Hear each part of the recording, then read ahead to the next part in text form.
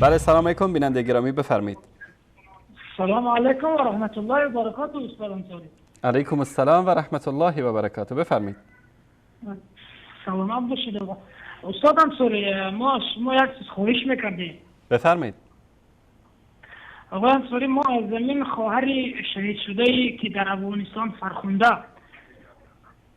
میخواستیم اگر شخصانی که او را به قتل رسوندن یعنی که این جزاشون گرفتن نگرفتن همین میخواستیم از شما یک اگر معلومات داشته باشید. باشه چشم در این مورد اولوی منتظر همین چیز هستیم. نیست در اینترنت و در چیزای یافته نتونستیم آقا باشه چشم که او خواهر ما رو چیکار کردن خاطر نشد. چشم در این مورد صحبت میکنیم و میخواستیم با شما بگیم آقای انصاری که دوما اینکه ما شما رو سخت دوست می‌داریم، چون که پیامبر گفته است اگر کسی که برادرش دوست بداره باید باش بگه.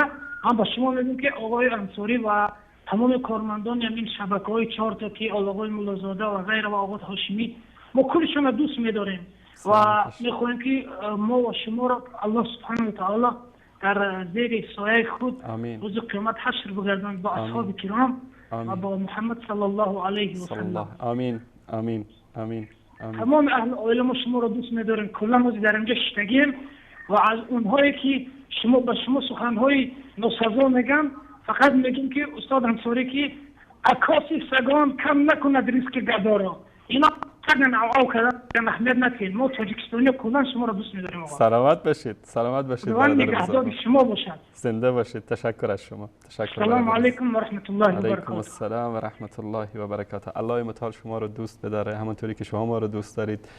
و در حدیث پیامبر صلی الله علیه و سلم میفرمایند که اگر دو برادر مسلمان همدیگر رو فقط به خاطر الله سبحانه و تعالی دوست داشته باشند در روز قیامت در زیر سایه عرش الهی خواهند بود، در روزی که هیچ سایه غیر از سایه عرش الهی نیست. امیدوارم که الله سبحانه و تعالی من و شما و کسانی که به خاطر خدا ما رو دوست دارن از جمله اون انسان ها بگردن.